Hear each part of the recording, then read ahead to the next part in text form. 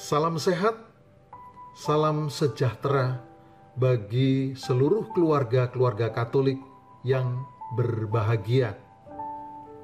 Saudara-saudariku yang terkasih, tahun ini adalah tahun Santo Yusuf yang dibuka oleh Paus Fransiskus melalui surat apostolik Patris Corde pada tanggal 8 Desember 2020 yang lalu. Momen ini dapat menjadi kesempatan baik bagi keluarga-keluarga di masa pandemi ini untuk menggali keutamaan hidup rohani dari figur Santo Yusuf, suami Maria, keluarga kudus Nazaret. Santo Yusuf bukan hanya menjadi teladan bagi para suami atau para bapak, tetapi bagi kita semua, seluruh anggota keluarga dan gereja. Saudari-saudaraku yang dikasihi Tuhan, kisah mengenai Santo Yusuf sangat sedikit sekali kita temukan dalam kitab suci.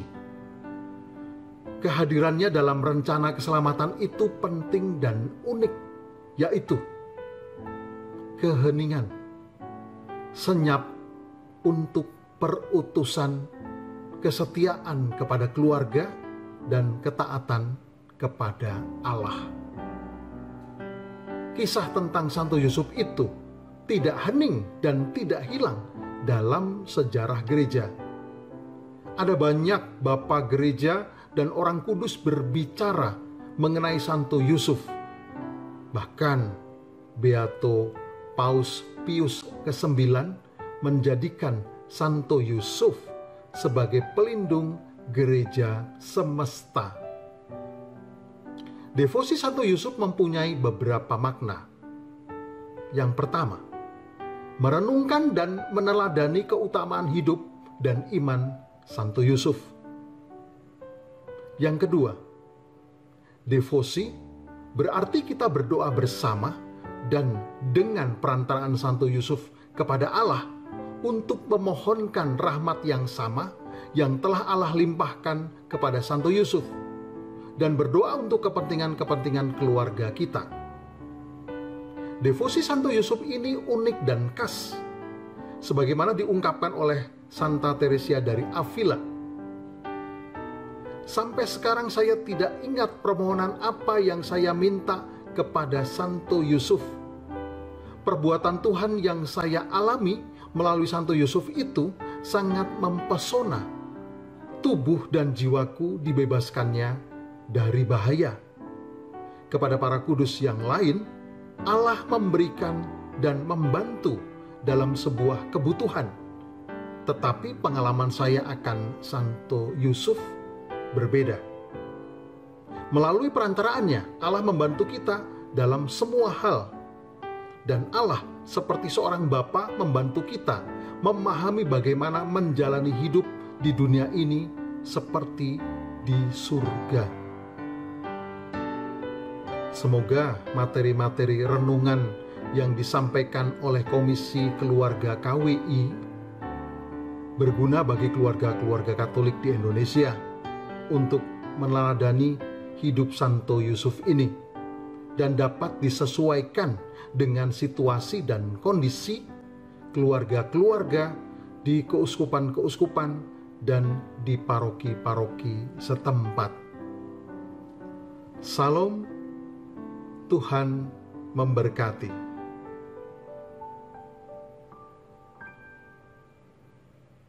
Shalom. Shalom.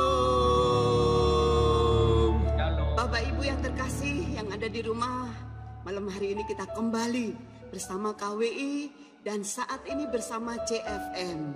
Mari saat ini kita mau siapkan hati kita memuji Tuhan, kita menyembah Tuhan, sebab Tuhan memberikan mulut kita hanya untuk memuji Tuhan. Sama-sama kita bersukacita malam hari ini, kita naikkan pujian ini bersama-sama, sebab Tuhan layak dipuji, Tuhan layak disembah. Mari kita mau bersukacita bersama-sama. Mari bertepuk tangan buat Tuhan, sebab Tuhan memberikan nyanyian baru di dalam mulut kita.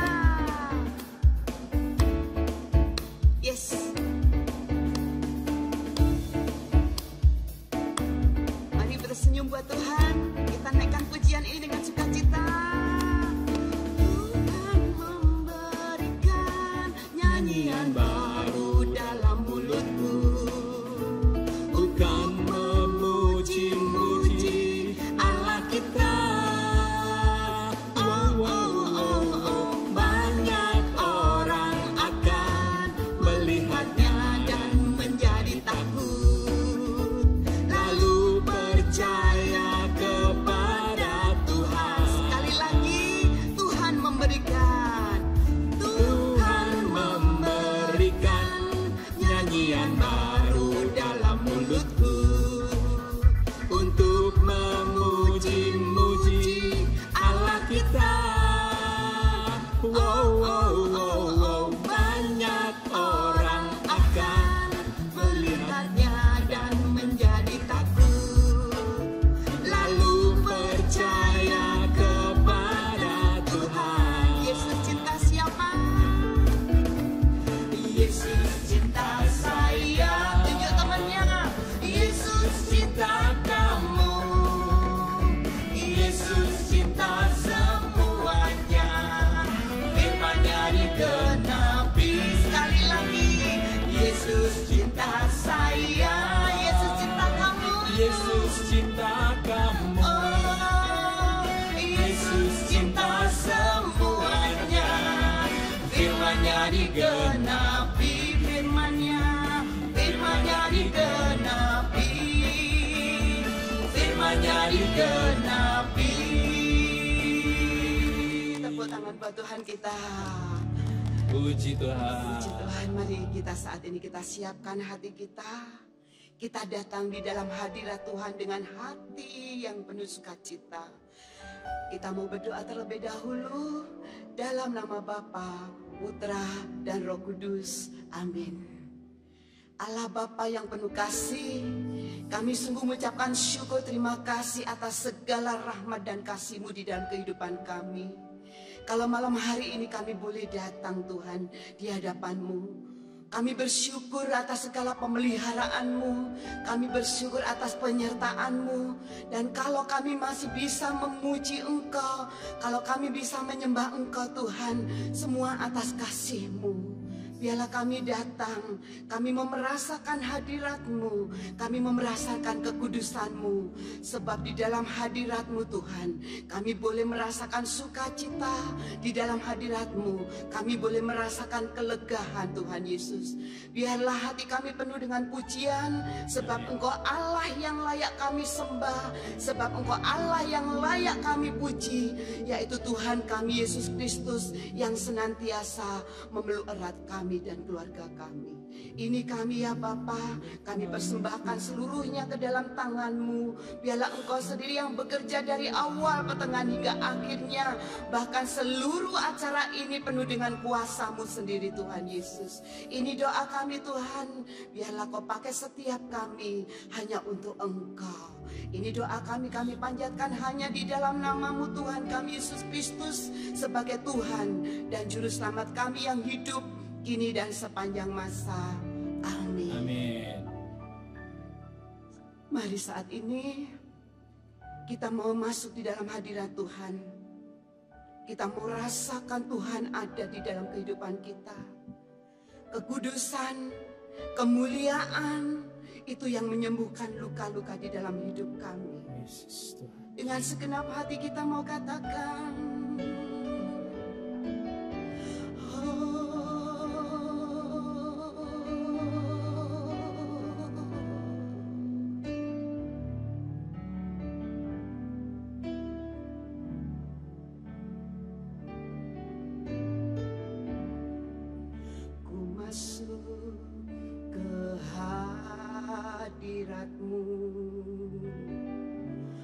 di tempat kudus-Mu Tuhan, tiada kata-kata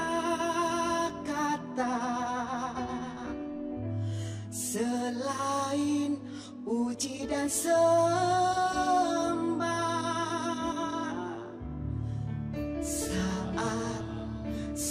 Saat ini alangkah indahnya Tuhan bersama-Mu selalu memuji dan menyembah-Mu. Engkau Tuhan pujianku, Engkau Tuhan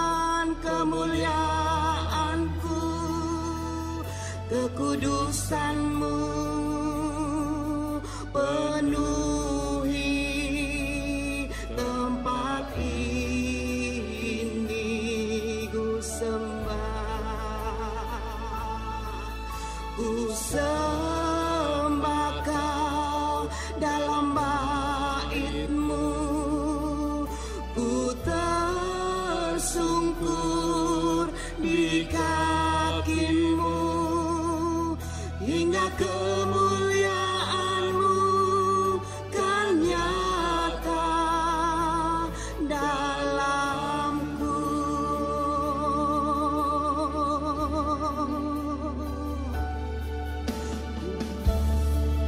Ku masuk ke hadirat-Mu, di tempat kudus-Mu, Tuhan. Tiada kata-kata kami memuji,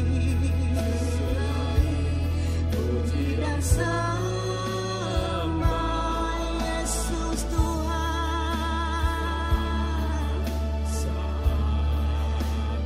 Kami mau sembah Engkau Tuhan, alangkah indahnya Tuhan bersamamu.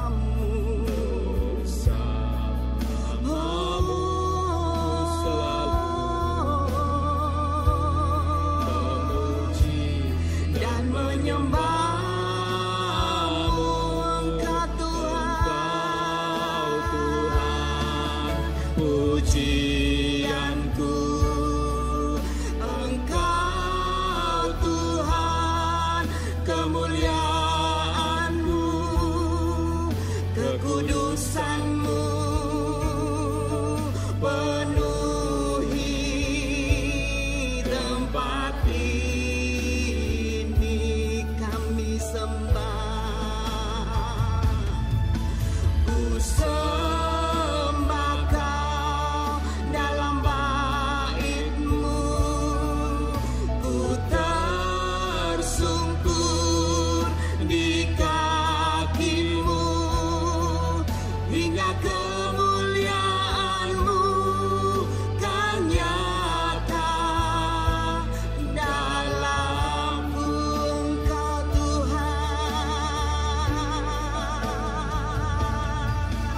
Engkau Tuhan, pujianku Engkau Tuhan, kemuliaan-Mu, kekudusan-Mu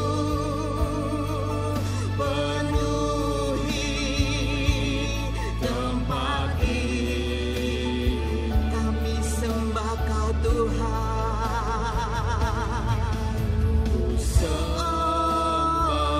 kami sembah,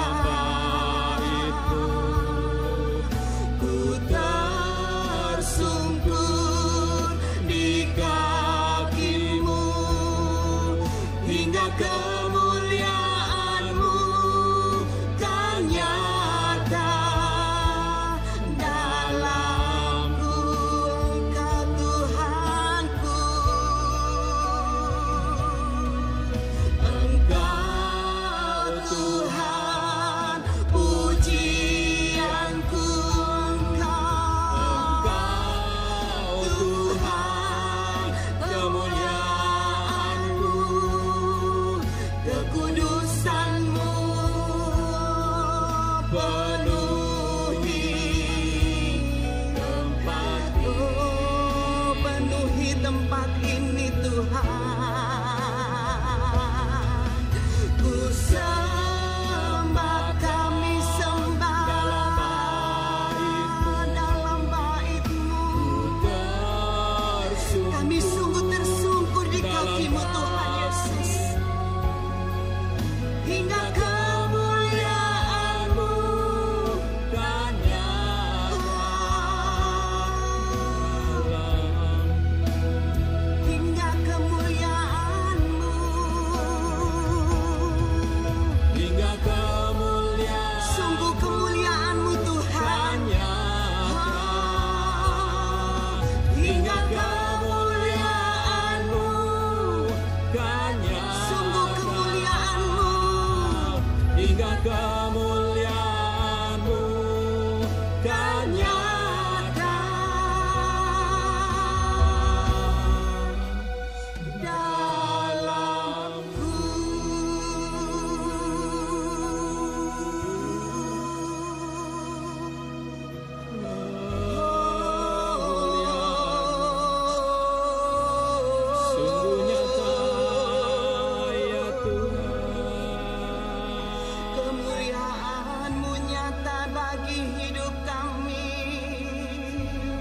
Engkau yang memelihara setiap kami. Engkau sungguh baik Tuhan. Hanya Kau Yesus, Kami bersyukur. hanya Kau Tuhan. Terima kasih.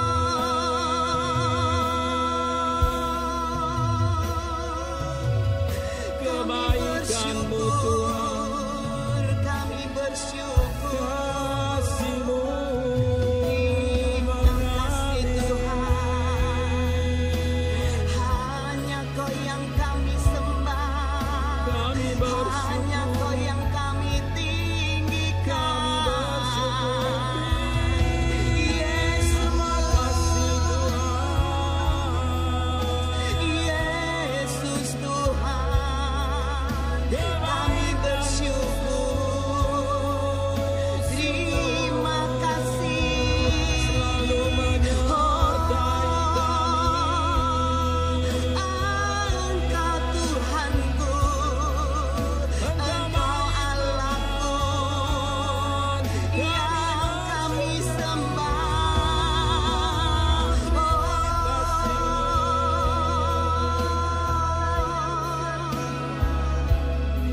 Terima kasih Tuhan, terima kasih Bapa. Terima kasih. Hanya Kau yang pegang tangan kami Tuhan. Di saat-saat sulit Engkau ini, baik. kami sungguh bersyukur masih bisa dekat dengan Engkau. Tangan Kami sungguh bersyukur kami masih bisa memuji-Mu. Kami masih bisa menyembah-Mu Tuhan. Karena Engkau sendiri yang memakai kami, Engkau sendiri yang memanggil kami untuk dekat kepada Engkau Tuhan Yesus. Biarlah kami selalu dekat. Kami rindu selalu ada di dalam dekapan-Mu Tuhan. Ini tangan kami Tuhan Yesus. setiap tangan kami. Yesus memegangku dengan tangan kanan-Mu Yesus. Yesus memberiku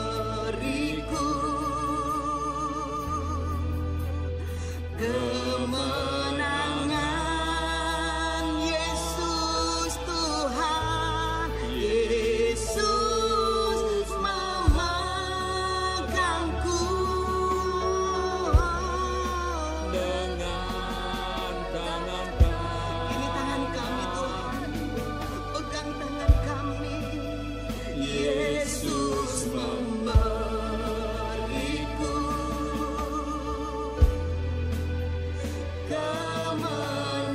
kemenangan. Kami sungguh tidak takut sebab ada Engkau Tuhan. Kami tidak takut Tuhan sebab ada Engkau. Sebab Kau besertaku, Kami tak bimbang. ku tidak bimbang. Sebab Engkau Allahku. Sebab Engkau Allahku, Oh, hanya Engkau. Engkau meneguhkan, Bahkan menolong kami.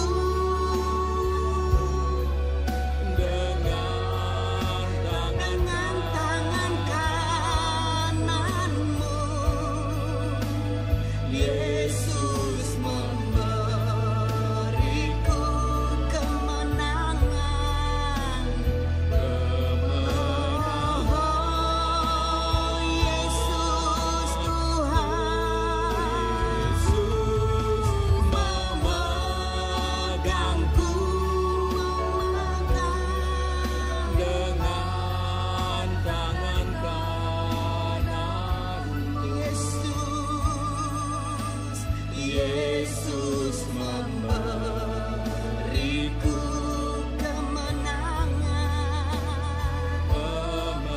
Panggil Dia Yesus, hanya Dia yang sanggup pulihkan engkau. Yesus Memegangku dengan tangan kananmu, Yesus. Yesus memberi Yesus yang memberi kemenangan. Panggil Yesus. Yesus memegang Dia memegang dengan tangan kanannya. dengan tangan kanan. Yesus memberiku kemenangan. Kemenangan Yesus memberi. Yesus memberi Yesus memberi. Yesus Dia memberi memberiku oh kemenangan. Beriku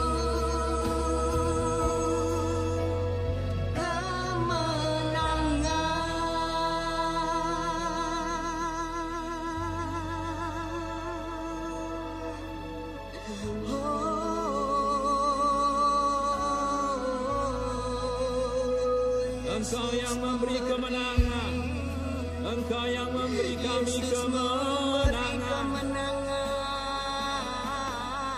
Ku sembah Kau Tuhan, ku tinggikan nama-Mu, ku agungkan Engkau Tuhan. Kami sembah Kau Tuhan. Kami sembah Kau Tuhan. Kami sembah Kau Tuhan. Hanya Kau yang kami sembah.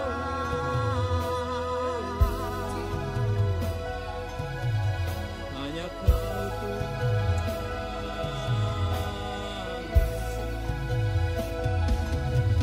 Ku agungkan, ku tinggikan, ku agungkan, ku puja Engkau Tuhan Allah. Kami tinggikan Engkau. Hanya Engkau Kami yang agungkan layak, Engkau. yang layak Kami disembah. muliakan namamu Yesus.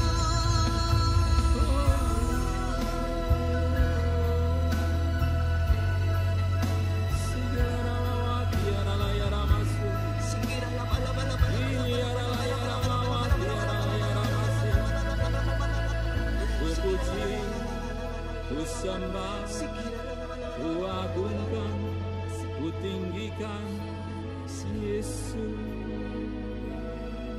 Hanya Kau yang layak kami sembah.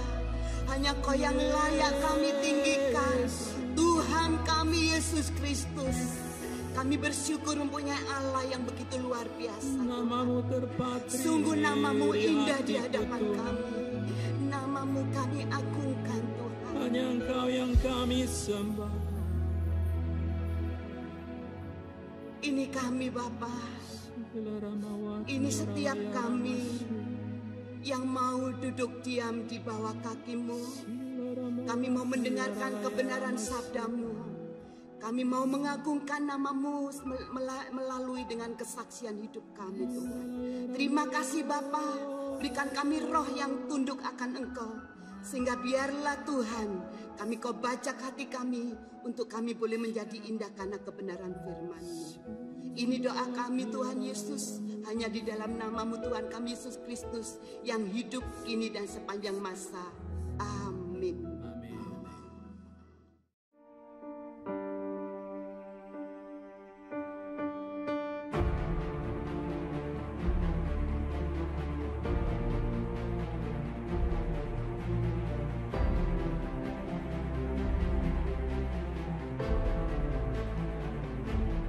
Karena misinya itu adalah menjadikan keluarga-keluarga menjadi serupa dengan Kristus, seturut dengan tradisi gereja, magisterium, dan kitab suci, agar makin serupa lagi dengan Yesus, sehingga makin banyak lagi keluarga-keluarga yang diselamatkan. Nama Allah dimuliakan, banyak orang mengalami keselamatan, dan para anggotanya pun mengalami kebahagiaan.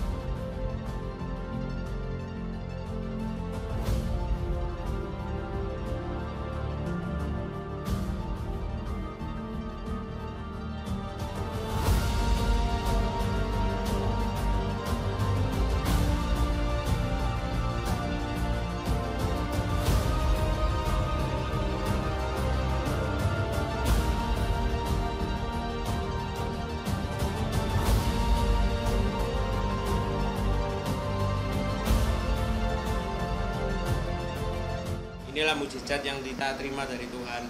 Puji Tuhan, sekarang keluarga kami boleh dipulihkan berkat campur tangan Tuhan kepada keluarga kami melalui Camp Pria Sejati Katolik. Saya bersyukur atas kebaikan Tuhan, atas anugerah yang terindah yang Tuhan berikan kepada saya.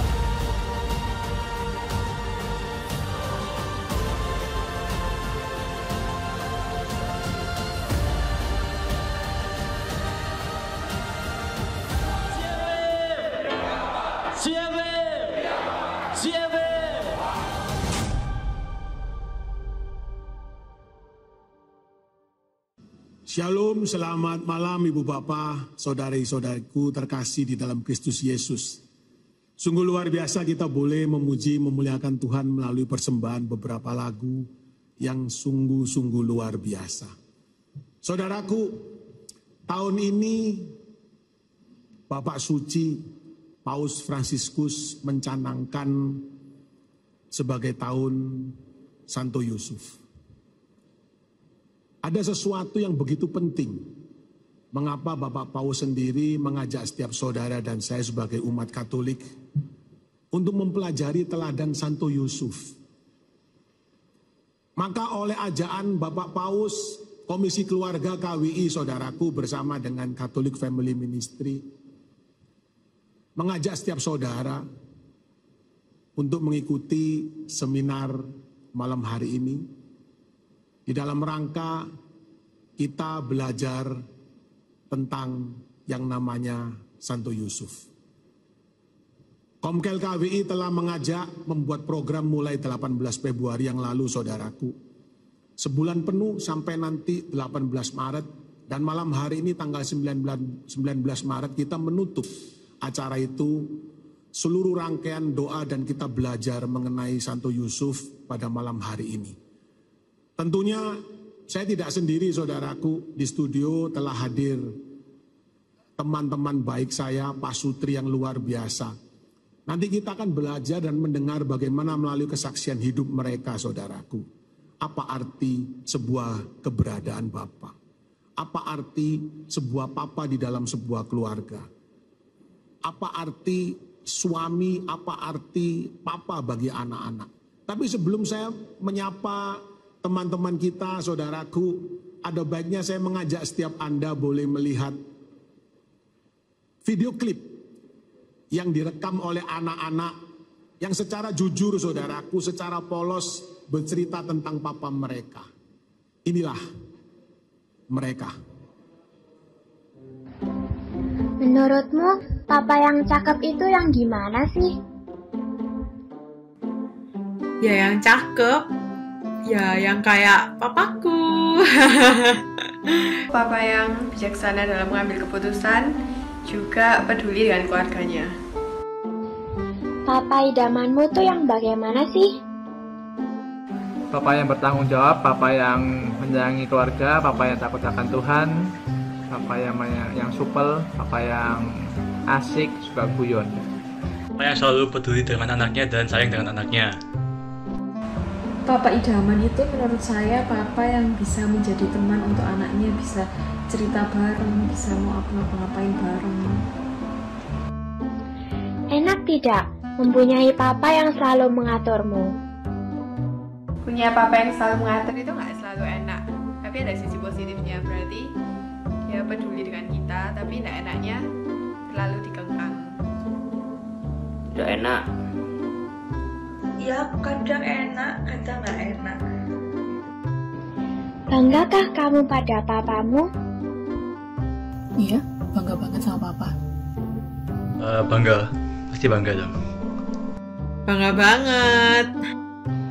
Kamu lebih suka papamu di rumah atau di luar rumah? Ya lebih suka di rumah. Tapi kalau misalnya moodnya lagi jelek, lebih suka di luar rumah. Kalau pagi aku suka papaku di luar rumah, kerja bos. Tapi kalau malam lebih suka di rumah, berkumpul dengan keluarga. Ya lebih suka kalau misalnya papa bisa di rumah, cuman kalau memang papa harus pergi kerja ya nggak masalah sih. Saat-saat seperti apa yang membuat kamu senang bersama papamu? Saat makan bersama, main bersama, dan jalan-jalan bersama. Waktu main game atau TV atau ngobrolin tentang sekolah gitu. Saat kita bisa kumpul bareng, nonton film bareng atau ngobrol-ngobrol gitu sih. Apa yang paling menyebalkan dari papamu?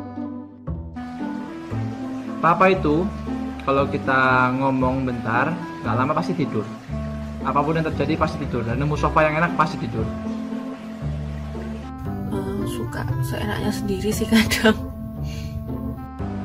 Kalau yang menyebalkan dari papa nggak ada sih. Kalau misalkan jadi superhero, kamu pingin papamu jadi siapa? Jadi Iron Man. Tapi ya nggak tahu alasannya apa. Pengen jadi Superman karena berguna bagi masyarakat. Mau papaku jadi Hulk. Aku pengen lihat papaku marah besar. Karena papa tuh jarang sekali marah.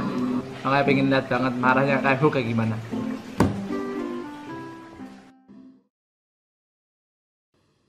Baik saudaraku, Anda telah melihat bagaimana sebuah statement yang begitu polos dan jujur dari anak-anak terhadap papanya. Pertanyaannya adalah bagaimana respon atau pernyataan anak-anak Anda.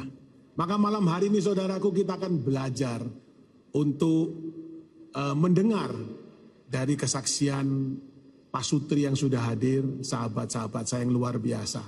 Mari kita sapa mereka saudaraku. Shalom, Shalom. Bro Jonathan, Sis Ai, selamat datang. Terima kasih. Semua baik-baik, sehat selalu ya. Amin. Puji Tuhan Anda telah bersedia datang malam hari ini bersama-sama kita untuk menceritakan. Jadi apakah memang keberadaan Papa itu sangat penting? Keberadaan seorang pria menjadi imam, nabi, dan raja itu sangat penting. Maka saya akan mulai ke Bro Jonathan dulu, atau yang biasa saya panggil dia Juns gitu ya. Itu nama kerennya saudaraku. Oke, Bro Juns, saya tahu Anda bahwa Anda juga punya keluarga dan Anda juga dilahirkan di dalam sebuah keluarga. Hari ini Anda sudah menikah kalau tidak salah 11 tahun ya. Anda dikaruniai 3 orang anak yang luar biasa. Claire, kemudian ada Kyle sama Cruz ya, yang ya usia-usia sekarang sudah mulai ada yang menginjak SMP, SD ya dan sebagainya. Ada begitu banyak cerita di dalam kehidupan mereka.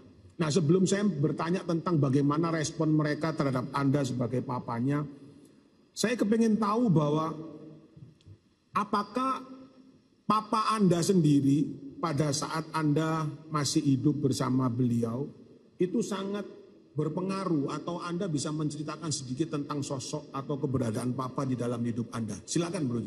Siap Bro. Jadi kalau saya merecall balik, kami berdua ini kebetulan lahir dari keluarga yang cukup totok. Jadi kolot ya? Kolot, sangat kolot sekali. Jadi ayah kami ini selalu mengajarkan kami itu aturan-aturan dari negara Tionghoa, gitu, negara China. Jadi kan kita pokoknya diajarin dari kecil tuh bahwa mencari uang tuh gak gampang, jangan suka spend gitu untuk hal-hal yang tidak berguna. Yang saya ingat itu ayah saya itu memang seorang pekerja keras, Om Ten. Jadi memang dari pagi keluar rumah itu jam 8. Nanti pulang rumah itu jam 7, jam 8 malam, kayak Bang Toyib tuh kalau katanya kan. Berangkat pagi, pulang malam gitu.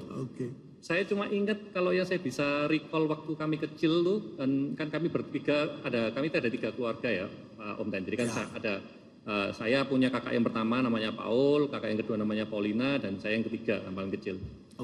Saya cuma ingat waktu-waktu bersama Papa, itu cuma pada hari Sabtu malam, Om. Sabtu malam, Om. Itu biasanya kita selalu diajak nonton bioskop Mitra, Om. Nah, tapi filmnya itu, Om, yang lucu, itu selalu keluarnya nanti Kung Fu Master, Drunken Master, Vampire Hunter. Jadi kalau yang zaman-zaman tahun 90 itu kan bintang filmnya kan Andy Lau, Chow Yun Fat, Stephen Chow. Saya cuma bisa merecall hal-hal itu, Om, untuk family time kami. Kami tidak pernah ada kayak makan malam bersama, nggak pernah ada, karena Papa kan selalu pulangnya kan malam ya, Om. Jadi kan ya itu tadi mencari uang lah. Secara Papa sih jujur, Papa itu sangat sayang, Om, sama keluarganya. Saya dan 2 kakak saya itu disekolahkan sampai selesai. Saya sampai S1 kebetulan, kemudian kalau 2 kakak saya sampai S2, Om. Nah,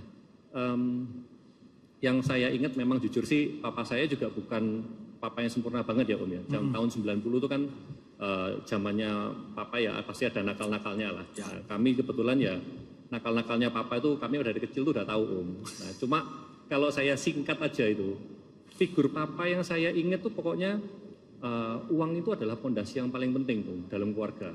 Jadi kalau kita nggak ada uang, kita nggak bisa ngidupin keluarga, itu benar-benar berdosa gitu. Itu sih yang saya ingat sih, Om Ten. Jadi menurut Bro Jonathan sendiri, keberadaan Papa yang Anda ingat, bahwa Papa itu seseorang yang tanggung jawab. Betul. Tapi hanya secara materi. Betul. Nah, kalau sekarang Papa bekerja secara materi, kemudian kumpul dengan anak, bahkan Anda tadi mengatakan ingat cuma hanya waktu Papa ngajak nonton film. Nah, terus kemudian sisi rohani Anda bagaimana dengan keberadaan Papa yang seperti itu? Tidak ada, Om. Jadi saya tuh hanya ingat, hanya ada satu, Om, kejadian. Memang kan saya sebutkan tadi kan Papa ada nakal-nakalnya ya, Om ya. Pada waktu Papa mencoba untuk bertobat tuh saya hanya ingat ada sekitar 3 bulan. Setiap malam Papa itu membaca Alkitab. Tapi itu karena Papa sudah melakukan kesalahan kan tentunya.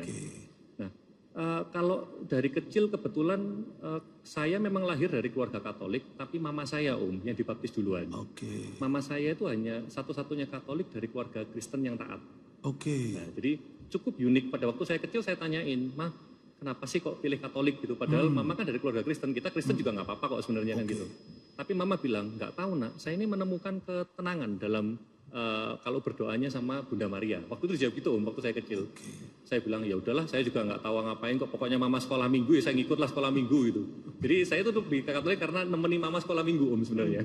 Oke. Jadi kalau menurut Bro Jun, selama Anda mengenal Papa hanya bisa memenuhi dari sisi jasmani. Sisi dari kebutuhan sekolah, ya pokoknya materi lah ya. Betul. Tapi di sisi rohani Anda malah mendapat dari Mama ya. Betul. Nah, terus kemudian dari pengalaman di atas itu Bro, apakah memang keberadaan Papa itu sangat mempengaruhi hidup Anda hari ini atau bahkan sikap hidup Anda saat Anda berkeluarga? Anda saat punya istri, terus kemudian punya anak, apakah pola yang Papa berikan di dalam hidup Bro Jonathan selama Anda mengenal Papa, Anda kemudian juga lakukan itu di dalam keluarga Anda? Betul Om, sangat mempengaruhi Om. Jadi karena kita kan selalu dibilangin sama Mama ya Om ya. Papa kamu itu mencari duit buat kamu loh nak, Papa kamu tuh berkorban nak buat kamu gitu. Jadi kita kan melihat, oh iya ya Papa berkorban gini, ya sudahlah berarti yang dilakukan Papa itu adalah benar. Nah kami dapatnya pemahaman kan seperti itu ya Om ya. Cuma kan memang seiring berjalannya waktu kami berpacaran tuh 9 tahun Om. Sebelum kami memutuskan menikah, itu ya kami pernah berdiskusi. Pada waktu kami pacaran tuh kami bilang, pokoknya nanti kalau kita nikah ya tugas saya satu. Saya nyari uang buat keluarga, kamu ngurus anak-anak ini gitu. Di luar itu aku udah punya tugas, kamu juga udah punya tugas gitu. Jadi pola dari kehidupan Papa Anda copy paste ya, Anda copy paste 100%. Betul. Apalagi Anda mempunyai paradigma karena orang tua juga tanpa sengaja mengajar bahwa tugas seorang pria, seorang suami itu pokoknya cari duit. Betul. Yang lain sudah bukan urusan Anda, Betul. urusan Betul. istrimu. Betul. Nah, sebelum saya lanjut ke pertanyaan, mungkin saya boleh langsung ke Sis Ai bahwa pada saat tadi dikatakan oleh Bro Jonathan, Anda berpacaran 9 tahun. Cukup lama ya. Anda mengenal cukup lama sebelum memutuskan menikah. Nah setelah tahu latar belakang kehidupan background dari suami Anda, sikap Anda bagaimana kira-kira? Apakah begitu ngomong, oh ya memang enggak apa-apa, memang tugasnya laki ya sudah cari duit, saya ngurus rumah tangga. Bagaimana sih kira-kira? Iya, jadi sebelumnya saya mungkin mau cerita latar belakang papa saya juga. Kebetulan latar belakang papa saya sama papanya Jun kurang lebih sama. Jadi papa saya itu beranggapan bahwa tugas paling penting papa itu menafkahi keluarga. Cari Menafkahi uang. keluarga ya. Dia punya pendapat, kalau ada uang semuanya beres. Anak bisa sekolah, dapur ngepul. Terus kalau misalkan sakit pun nggak mungkin sampai kerepotan, nggak punya uang, nggak bisa beli obat. Nah, jadi itu papa pagi sebelum saya sama adik-adik itu ke sekolah, dia itu biasanya masih tidur. Jadi saya pagi nggak ketemu papa. Ya, terus sampai malam, makan malam tuh papa biasanya belum datang. Belum datang. Jadi pagi enggak ketemu, malam juga enggak ketemu. Iya, malam enggak ketemu. Terus habis itu tidur itu biasanya baru papa pulang. Papa pulang biasanya cuma sempat masuk ke kamar liatin kita. Kadang saya kan ceklek tahu kan, oh ini papa datang gitu. Udah. Terus pokoknya papa kerja terus. Kerjanya itu Om Ten enggak ada off-nya. Jadi minggu pun papa masih kerja. Jadi orang yang workaholic ya, orang yang gila kerja ya. Nah, kalau dengan pola papa yang seperti itu, apakah kemudian pada saat Anda pacaran dengan Jun, Anda langsung ngomong, wah gak apa-apa, ini tipikal bapakku kan gitu. Langsung makanya Anda juga menyambut cintanya dia dengan begitu luar biasa semangatnya. Wes iki plek ambil bapakku. Enggak sih. Enggak juga. Enggak juga. Saya kan karena papa kayak gitu, saya itu enggak deket sama papa saya. Ya, terus saya punya pandangan, ini yang saya mau cerita. Papa saya itu juga ada boten-botennya. Ada nakal-nakalnya ya, gitu boten-botennya. Terus ya karena dari orang Tionghoa ya. Sering Om kan kadang dengar ya namanya juga laki. Kalau laki enggak gitu, enggak ada nakal-nakalnya sedikit tuh bukan laki, itu banci ya kan, kayak gitu. Jadi itu semacam kayak pembenaran.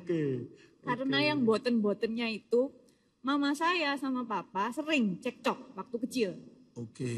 Nah, karena sering cekcok itu saya kadang-kadang mikirnya kayak gini sebagai seorang anak yang mulai tumbuh mau jadi remaja. Buat apa sih ada cowok? Sampai berpikir seperti itu? Iya, sampai berpikir seperti itu. Aku nggak ada cowok, hidupku berkecukupan. Kalau sudah besar pun, misalkan aku kesepian, aku bisa adopsi anak. Untuk materi pun, kalau aku mau cari kerja, aku tinggal terusin usaha papaku. So, I don't need any man in my life. Itu sebelum ketemu Jun. Jadi sempat punya sebuah persepsi karena papa tidak ada di dalam kehidupan sis Ai, maka kemudian sis Ai secara tanpa sadar mempunyai sebuah persepsi bahwa I don't need a man in my life. Jadi aku tidak perlu seorang pria. Lah buat apa kalau saya punya pria terus kemudian seperti papa mama yang tukaran terus ya, yang berkelahi terus. Nah, pada saat terus kemudian Anda ketemu sama Juns, Anda melihat dia sebagai apa sih sebenarnya kok terus kemudian Anda mau dinikahi gitu. Padahal kalau sudah tahu bahwa keluarganya dia itu papanya boten-boten, terus Anda juga punya papa yang tanda petik boten-boten, saya pun juga seperti itu ya. Kenapa terus kemudian pada akhirnya finally Anda mau menerima dia sebagai suamimu? Karena waktu pacaran dia pantang menyerah. Jadi karena pantang menyerahnya. Iya. Nah, saya tidak mau mengorek itu lagi karena itu rahasia perusahaan ya.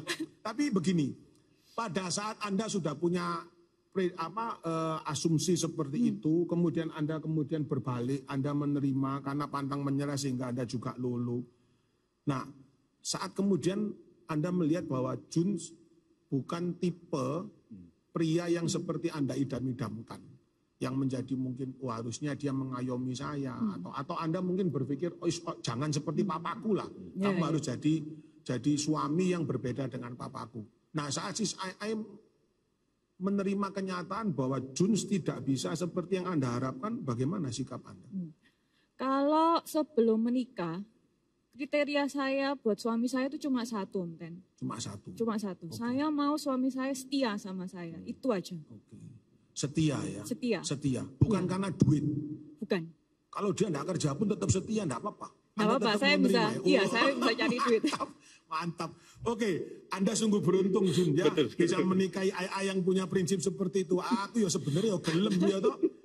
Nah, tapi kan begini, kita juga diajarin bahwa pria itu memegang tanggung jawab sebagai imam, nabi dan raja. Mungkin Anda dididik dengan pola, Anda sudah pantas jadi raja karena Anda bisa mimpin, Anda bisa ngatur, bahkan Anda bisa menafkahi, kan begitu. Nah, tapi pada saat kemudian Anda menjadi seorang suami, kemudian bahkan hari ini Anda menjadi papa dari 3 orang anak yang luar biasa. Apakah Anda kerepotan pada saat Anda harus hadir di dalam kehidupan mereka? Karena Anda melihat pola yang dari papa, yang dia taunya cuma cari duit.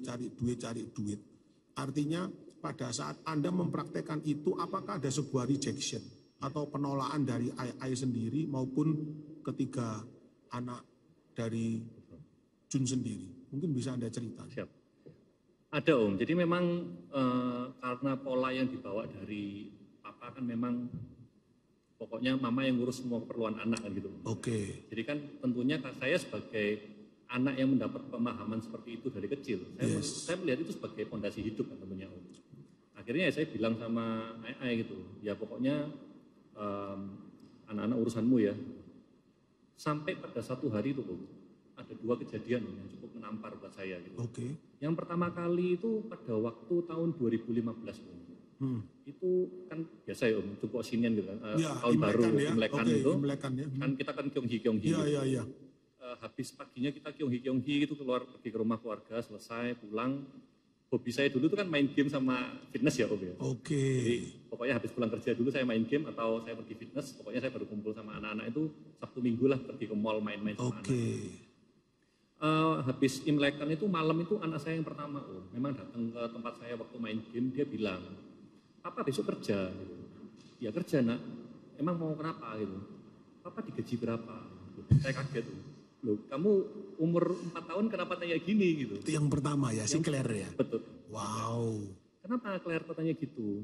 Ini Pak, Cici punya uang sekarang, Papa besok nggak usah kerja, ini gajinya Papa main sama Cici gitu. Wow. Waktu saya digituin Om, saya ini ya ngerti loh, saya ini berarti salah ya caranya gitu. Jadi udah saya sekolahin, udah saya berikan semua, saya ini usaha yang terbaik. Anak saya yang pertama ini datang Imlek kan ngasih saya uang untuk saya main gitu. Wow. Waktu itu saya cuma bisa nangis dalam hati Om, sambil saya peluk saya bilang, nak nanti waktu kamu dewasa ya nak ya, kamu tahu dunia bekerjanya enggak begitu. Jadi Papa bisa main nggak sama Cici? Enggak. Uangmu simpenan, tabungan, nanti kamu gede, kamu ngerti, wis ya, Papa balik mainan game lagi. Walah, jadi Anda sempat menjawab seperti itu. Betul. Nah terus bagaimana reaksi si Claire waktu Anda jawab begitu, Sud? Karena saya ini dulu termasuk tipe yang cuek sama anak-anak, ya dia menganggap itu sebagai kebenaran. Oh berarti papanya begini itu betul, nah akhirnya kan ditinggal Om. Ya.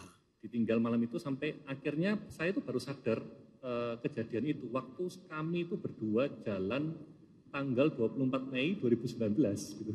Saya biasanya curhat Om kalau soal kerjaan. Ya. Dia ini kan pendengar yang baik Om, ya. Meskipun bukan pemberi solusi kan gitu. Dengerin masalah saya aja cukup saya. Nah, sebelum saya ikut Priskat itu, saya cerita sama dia masalah pekerjaan. Tentu pertama kali pokoknya kalau saya curhat sama dia tuh 90% pasti soal kerjaan. 10% doang soal keluarga gitu kan. Ya. Nah, pada waktu saya cerita soal saya ada kasus gitu di kerjaan, dia bilang, dia udah dengerin mantuk itu, terakhir dia bilang gini, lu tahu nggak? Dia ngomongnya bahasa Inggris Om, dengan suara datar ya Om. Dia bilangnya gini, do you know that actually your co-workers will get the best version of you, while your family get the best version of you gitu. Yes. Saya bilang, mati aku. Hari ini ngomong keluargaku dapat versi sampahnya diriku, sedangkan teman-temanku di kantor dapat yang nomor satunya. Gitu. Ya. Kalau dia ngomongnya sama marah gitu saya enggak apa-apa Om, mendingan Om. Dia ini ngomongnya suara datar Om. Ini saya cuma wedi, ini aku dibunuh kayak baru gini. Takutnya malah dia sudah ilfil kan gitu ya. Terus dianggap ini kawin sama robot kan gitu ya. Betul, Om. Jadi, nah, kembali sebentar. Kembali tadi waktu Juns menceritakan Claire seperti itu, terus kemudian Anda menjawab seperti itu, dia juga fine-fine aja. Atau kemudian Anda rasakan sebuah impact negatif pada saat kemudian anak-anak itu beranjak besar. Ada impact negatif Om. Jadi memang mulai anak-anak ini tidak mau mendengarkan papa mamanya. Dia mulai punya dunianya sendiri. Dia melihat bahwa kayak, ya maaf ya Om ya, memang gadget ini kan jadi masalah di dunia kita akhir-akhir ini. Anak saya yang pertama ini lebih mempercayai ilmu yang dia dapat dari gadget daripada papa mamanya.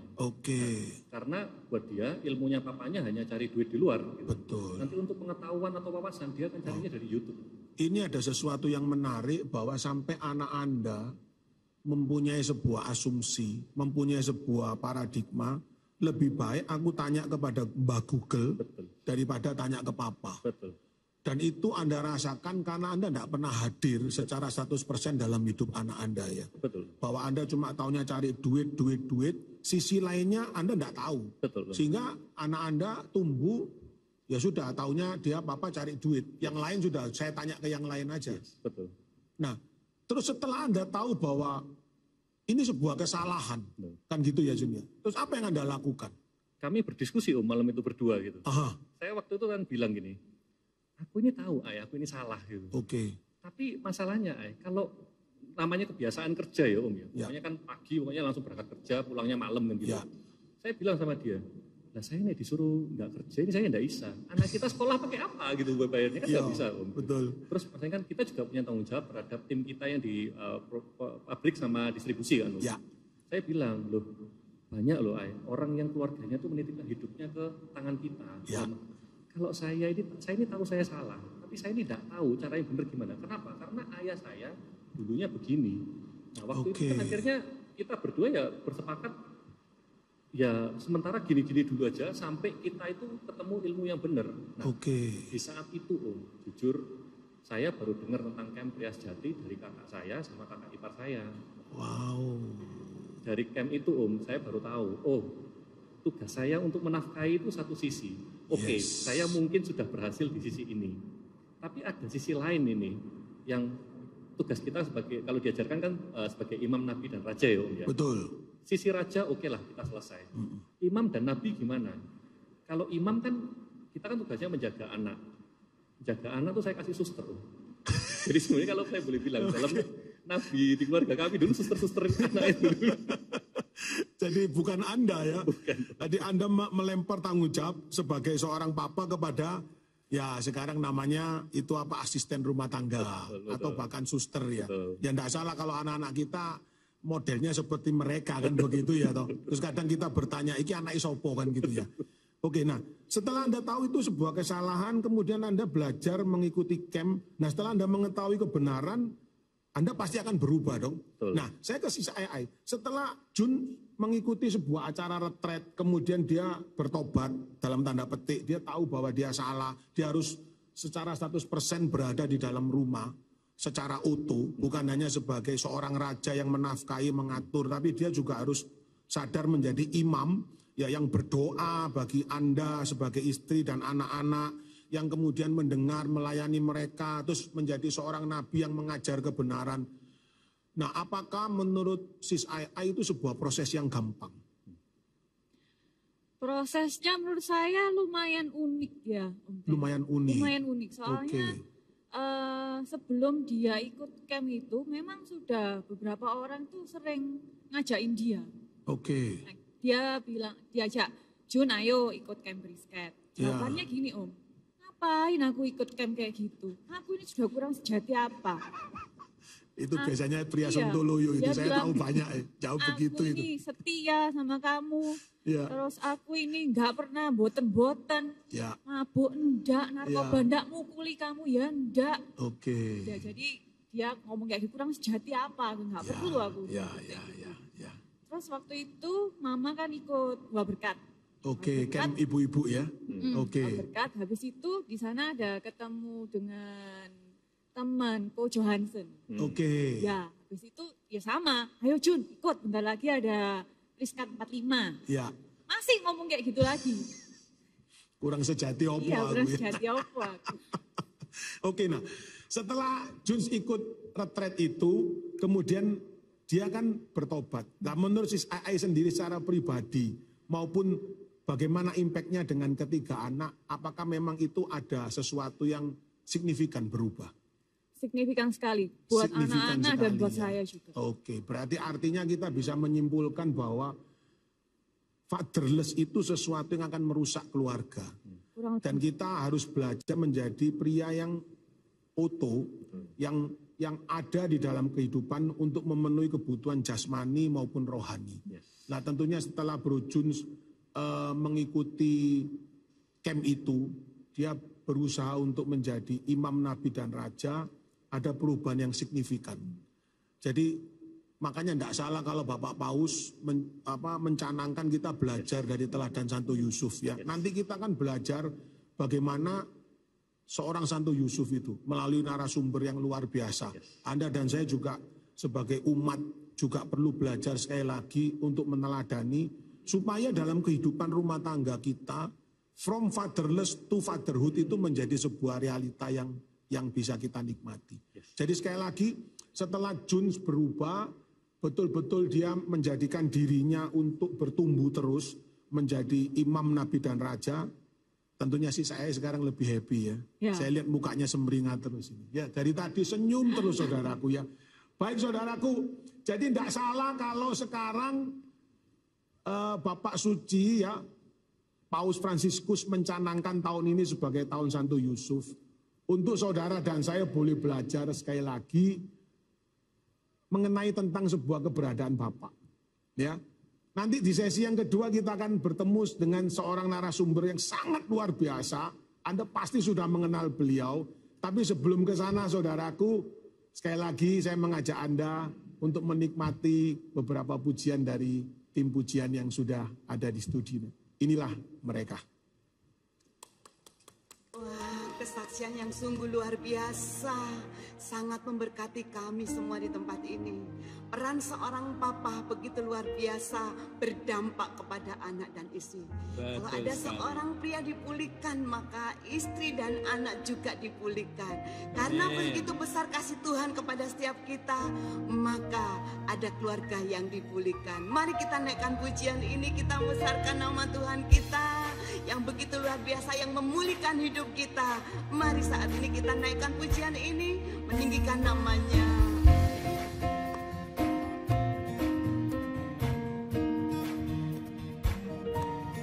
Begitu besar kasih Allah pada kita, diberkatilah anak cucu kita di mana-mana. Tuhan mengubah miskin dan menjadikan kaya. Dia merendahkan dan meninggikan juga. Berbahagialah, berbahagialah bagi orang yang percaya. Anak cucunya pasti tidak akan meminta-minta. Ia tidak akan meminta-minta, karena Allah menggenapi firman-Nya. Tiada yang mustahil bagi orang percaya. Sungguh berbahagialah bagi setiap kita.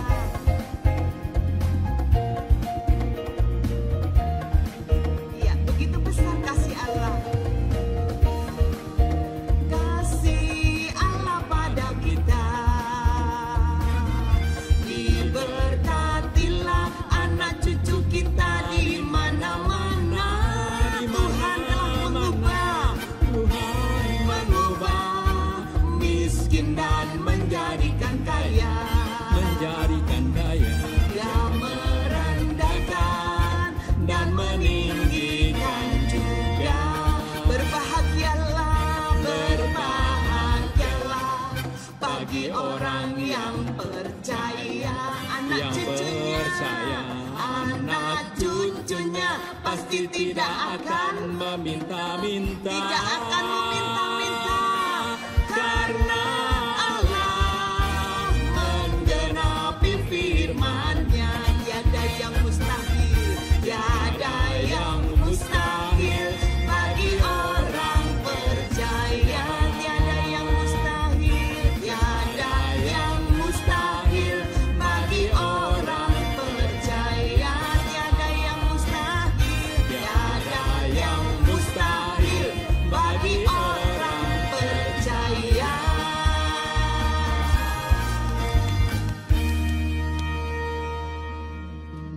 Baik, terima kasih untuk teman-teman yang luar biasa. Saudaraku, kita akan bertemu dengan seorang narasumber yang Anda telah kenal. Seperti yang saya katakan, beliau adalah seorang uskup dan beliau juga adalah doktor kitab suci. Maka dengan hormat saya akan menyapa beliau malam hari ini untuk memperkenalkan siapa beliau. Inilah Monsinyur Henrikus Pidiarto, atau yang biasanya kita panggil atau kita kenal dengan Monsinyur Pit, Bapak Uskup dari Keuskupan Malang. Shalom, selamat malam Monsinyur. Bisa monitor Monsinyur? Selamat malam, luar biasa. Sungguh kami berterima kasih Monsinyur kalau Monsinyur malam ini berkenan hadir bersama kami meskipun melalui Zoom. Monsinyur, karena posisi di Malang, kami di Surabaya. Tanpa mengurangi rasa hormat Monsinyur, kami kepingin Monsinyur juga mengajar kepada kami mengapa toh Bapak Suci mencanangkan tahun ini sebagai tahun Santo Yusuf.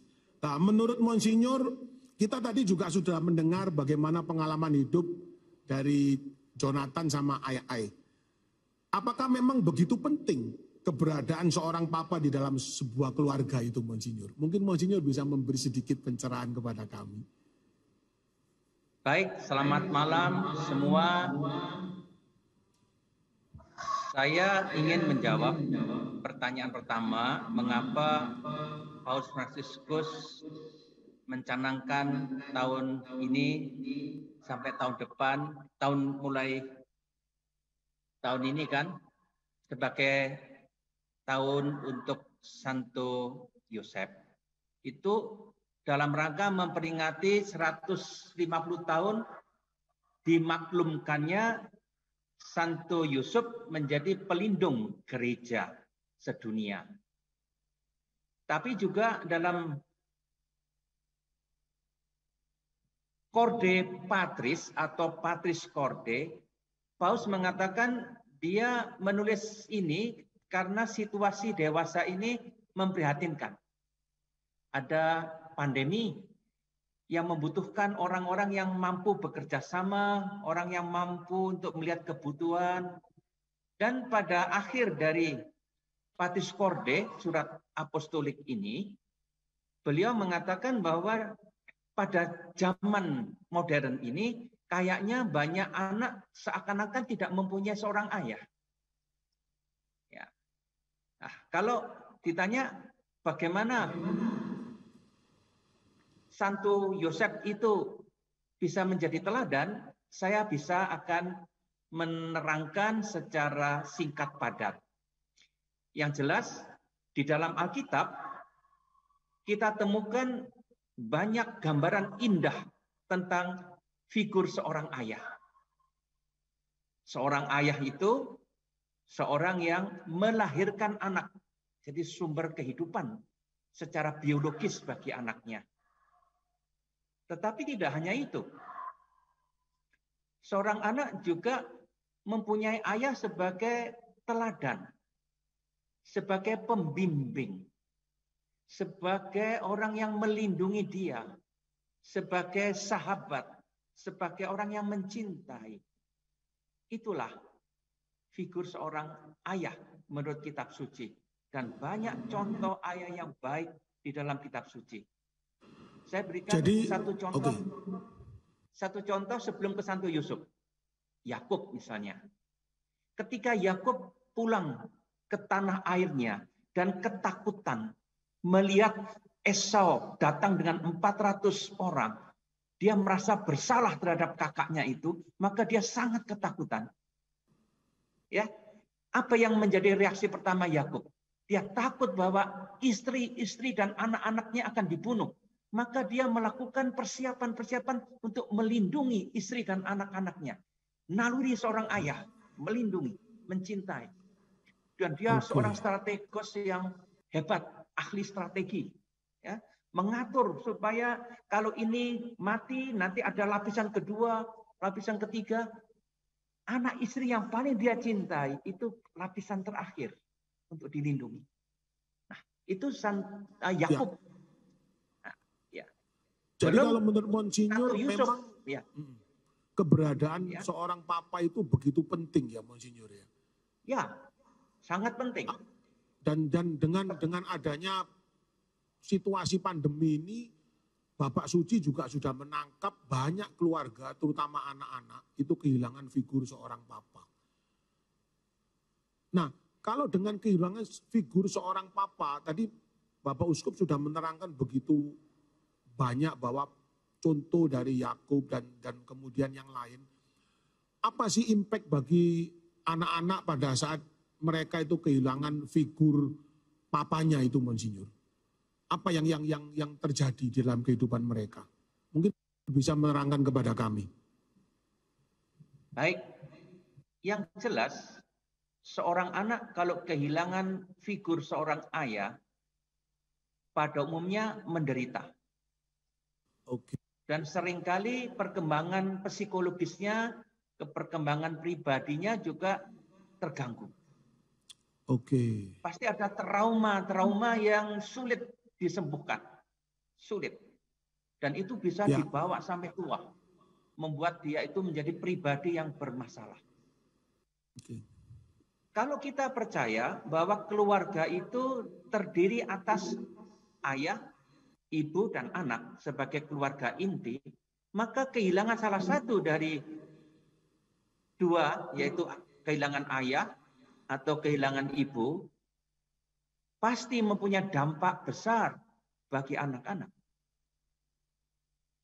Seorang yang tidak mempunyai ayah, mungkin perkembangan pribadinya sedikit mengalami gangguan kalau dia tidak menemukan figur yang bisa menggantikan ayahnya itu. Oke. Ya. Ya. Satu lagi. Kita manusia percaya bahwa manusia itu punya sisi maskulin dan feminin. Tidak ada seorang manusia yang total laki-laki, total perempuan, tidak ada. Bahkan secara biologis pun kita tahu perkembangan janin itu pada awal sama. Baru pada saat tertentu lalu berkembang menjadi laki-laki atau menjadi perempuan. Begitu juga kejiwaannya. Maka sebagai orang laki-laki ada sesuatu yang dibutuhkan, yaitu figur ayah, supaya dia berkembang sifat-sifat maskulinnya. Oke. Ya, begitulah kalau sebagai anak perempuan dia membutuhkan figur seorang ibu untuk mengembangkan kewanitaannya. Tetapi tidak hanya itu, seorang wanita membutuhkan figur laki-laki karena dia juga mempunyai sifat maskulin. Seorang perempuan membutuhkan figur ayah karena dia juga membutuhkan unsur maskulin dalam dirinya.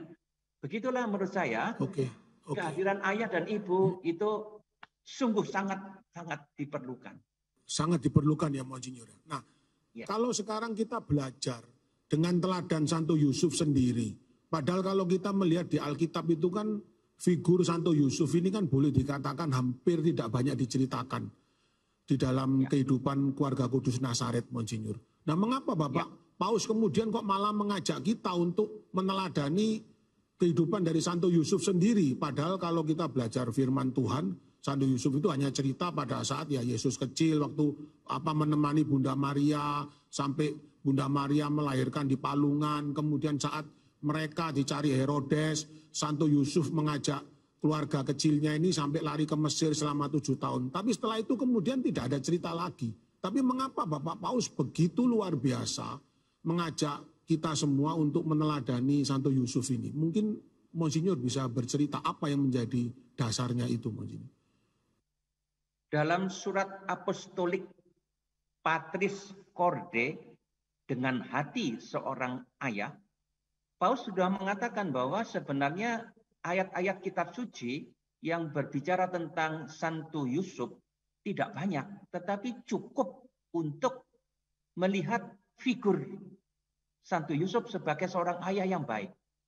Lalu dia buktikan dengan ayat-ayat yang diuraikan dalam surat itu.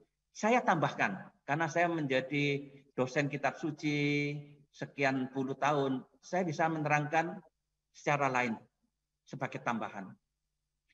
Kitab suci berbicara kepada kita tidak hanya melalui kata-kata yang tertulis.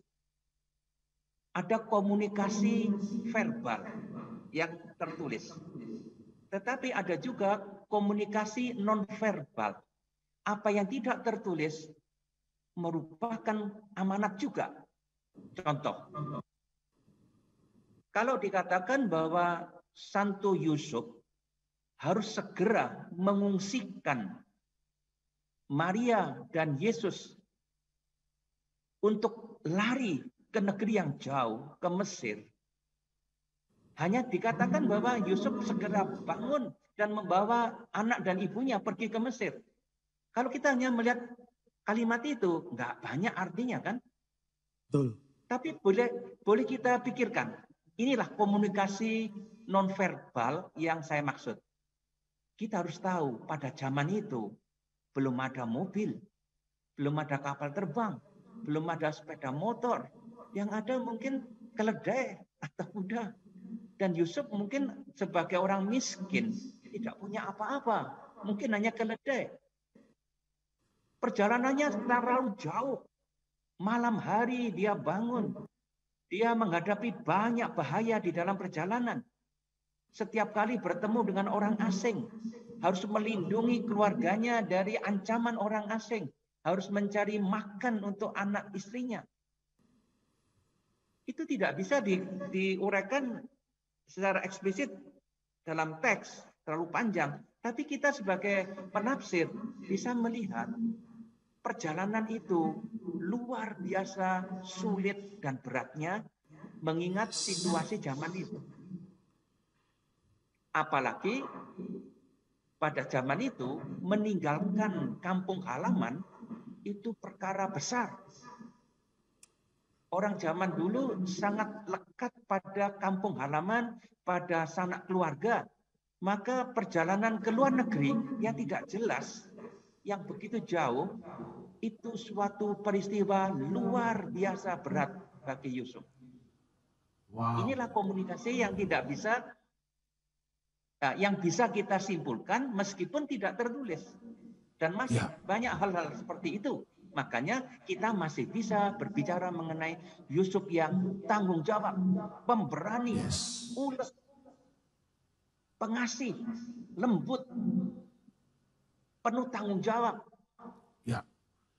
Memberi teladan, mendidik anak tidak hanya memberi pendidikan manusiawi tetapi juga rohani.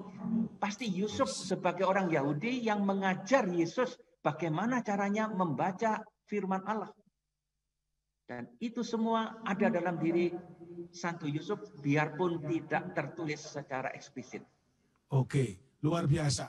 Bahkan saya pernah melihat ada patung Sleeping Joseph, betul ya Monsinyur ya, yang sangat terkenal. Jadi posisi Santo Yusuf yang dalam kondisi dia seakan-akan rebah menidurkan dirinya. Dan bahkan saya juga mendengar bahwa gambaran patung itu menjadi sebuah refleksi pribadi dari beberapa uskup, bahkan juga romo-romo yang lain. Bahwa ternyata seorang pria itu tidak perlu banyak omong, seorang pria itu tidak perlu banyak bertele-tele, tapi dia bekerja di dalam keheningan itu. Dia bertanggung jawab dalam keheningan itu. Nah, implementasi bagi kami, Monsinyur, sebagai umat awam ini, sebagai orang awam, kami yang para pria yang juga hari ini menyandang status sebagai seorang suami maupun sebagai seorang papa. Apa yang bisa kami lakukan dengan mencontoh atau meneladan dari pribadi Santo Yusuf itu sendiri, Monsinyur? Ya, patung Sleeping Joseph, Santo Yusuf yang tidur, itu bahkan menjadi devosi dari Paus Fransiskus. Yes. Ya. Dan dia seringkali punya keyakinan kalau mempunyai masalah, dia percayakan seluruh masalah kepada Yusuf yang tidur, karena tidur bisa punya arti macam-macam. Tidur itu orang yang percaya pada Tuhan, sehingga di dalam situasi apapun, seperti dikatakan oleh Mazmur 4 ya, aku berbaring dan tidur. Padahal dia dikelilingi oleh musuh-musuh. Yes. Jadi tidurnya Yosef itu pertama bagi saya tanda bahwa dia mampu menyerahkan seluruh persoalan kepada Tuhan sehingga dia bisa tidur dengan tenang. Tapi juga saya kira Yosef digambarkan tidur karena dia 3 kali mendapat wahyu dari Tuhan melalui mimpi. Dan setiap kali dia mendapat wahyu melalui mimpi, hebatnya, inilah contoh bagi kita. Yusuf langsung bangun dan tanpa ragu-ragu melakukan apa yang diperintahkan Tuhan kepadanya. Nah, inilah teladan yang bisa kita tarik dari Yusuf. Masih lain lagi, banyak sekali. Misalnya bahwa dia itu tidak banyak bicara. Tadi Pak Ten mengatakan tidak banyak bicara. Ini figur di balik layar. Dia bahkan dalam kisah-kisah Injil kadang disebut sesudah Maria. Padahal biasanya yang disebut itu laki-laki, suaminya dulu. Ya, tapi di dalam Injil dia kalah dengan Maria. Maka Paus Fransiskus terkesan dengan figur ini sebagai orang yang tidak mencolok, yang tersembunyi, sederhana di balik layar, tetapi perannya amat besar sesudah Maria tentu saja ya. Yes. Itu. Oke. Nah, sesuatu contoh hidup yang sangat luar biasa, Monsinyur. Tadi Monsinyur terangkan bahwa Santo Yusuf itu ternyata banyak sesuatu yang dia lakukan. Tapi ada hal-hal yang begitu luar biasa bahwa ternyata tanpa perlu menonjolkan diri, tanpa perlu memperkenalkan diri, ternyata beliau bahkan menjadi sebuah arti yang sangat mendalam buat Bapak Suci sendiri, buat Paus Fransiskus sendiri. Monsinyur tadi mengatakan devosi Paus saat ini kalau dia mengalami suatu masalah, dia langsung berdevosi kepada Santo Yusuf. Ya. Nah, kembali pertanyaan saya, Monsinyur. Kemudian kalau kita mau belajar dari sebuah teladan seorang Santo Yusuf, apakah apa yang harus kami lakukan untuk kami juga bisa berperan seperti itu? Selain tadi juga kita mendengar kesaksian dari Bro Juns, kita pria harus bekerja, bertanggung jawab dan sebagainya. Apakah kemudian dari contoh itu kemudian harus kita pakai, ya sudah kalau gitu para pria tidak usah banyak ngomong kan gitu. Tapi banyaklah bertindak. Atau kemudian kalau sudah dengar firman, sudah tidak perlu nawar, langsung praktek aja. Lah menurut Monsinyur kira-kira gimana? Ya, baik. Karena ini suatu seminar yang bersifat rekoleksi, ya ada unsur rohaninya, dan saya diminta untuk menunjukkan apa yang dikatakan kitab suci secara tertulis, eksplisit, maupun secara tersirat, tidak tertulis. Maka perkenankan saya mungkin 10 menit atau lebih menerangkan secara sangat singkat hal-hal penting yang kita ketahui dari Injil tentang Santo Yusuf. Nanti setelah itu boleh bertanya lagi, ya. Silakan, Monsinyur.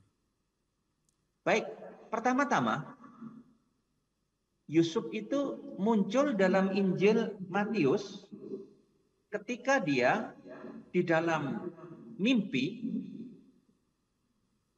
mendapat berita dari malaikat Gabriel. Yusuf adalah tunangan Maria. Bagi orang Yahudi pada zaman itu, tunangan itu sudah berarti suami resmi, hanya belum tinggal serumah. Tapi sudah terikat satu sama lain. Maka kalau tunangan itu misalnya yang perempuan hamil di luar hubungan dengan dia, itu dianggap berzina, maka bisa dihukum mati, dicerai, dipermalukan di hadapan umum. Nah, itu yang terjadi di dalam kisah Yusuf. Dia adalah tunangan Maria. Tetapi dia melihat bahwa ternyata Maria, tunangannya itu tiba-tiba mengandung. Nah, dikatakan di dalam Injil Matius, karena Yusuf suaminya. Kalau tadi dikatakan tunangan, di sini dikatakan suaminya. Seorang yang tulus hati. Nah, terjemahannya menurut saya harus diganti. Ya. Dikaios dalam bahasa Yunani itu paling tepat diterjemahkan dengan orang yang benar. Orang yang tahu hukum. Orang yang membaca firman, menghayati dan tahu persis hukum Taurat. Dan kalau dia tahu tunangannya itu hamil, dia tahu bahwa dia harus menceraikan. Dia boleh mempermalukan, dia boleh mungkin menuntut hukuman rajam dan sebagainya. Karena dia tahu hukum, maka dia pelan-pelan mau menceraikan Maria. Jadi sekali lagi, Yusuf menceraikan Maria bukan karena dia marah dan sebagainya, tapi karena dia mau mentaati hukum Taurat. Cuma dikatakan ia tidak mau mencemarkan nama istrinya di muka umum. Ia bermaksud menceraikannya dengan diam-diam. Luar biasa, Pak. Yusuf itu orang yang punya prinsip mau menaati firman Allah tetapi dengan cara yang lembut, tidak mempermalukan Maria tetapi menceraikan Maria dengan diam-diam. Maka satu sifat lain yang kita petik dari tokoh ini adalah orang ini tegas tetapi caranya amat lunak. Seringkali orang pada prinsip lemah tapi caranya kasar. Yang baik itu prinsip dipegang, caranya lembut. Nah, inilah figur Yusuf. Lalu dikatakan bahwa Maria setelah itu mengandung, dan malaikat berkata kepada Yusuf bahwa Maria itu mengandung dari Roh Kudus, maka jangan ragu-ragu mengambil Maria menjadi istrimu. Nah, dengan keterangan dari malaikat, Yusuf menerima. Dia taat, dia mau bekerja sama dengan Allah. Berat bagi orang Timur Tengah, Pak ya, punya seorang istri tetapi bukan miliknya. Punya anak, bukan anaknya sendiri. Di sini juga ada satu sifat yang luar biasa dari Yusuf. Orang yang rela menerima tugas dari Allah, rela mengorbankan harga dirinya sebagai laki-laki Timur Tengah yang biasanya sangat hebat dalam mempertahankan harga diri sebagai suami. Yusuf mau bekerja sama. Bersama Maria, dia mau menerima tugas menjadi bapa pemelihara Yesus. Dan inilah peranan Yusuf yang besar. Bersama Maria, dia melahirkan, mendidik, membesarkan Yesus sampai Yesus siap untuk tampil.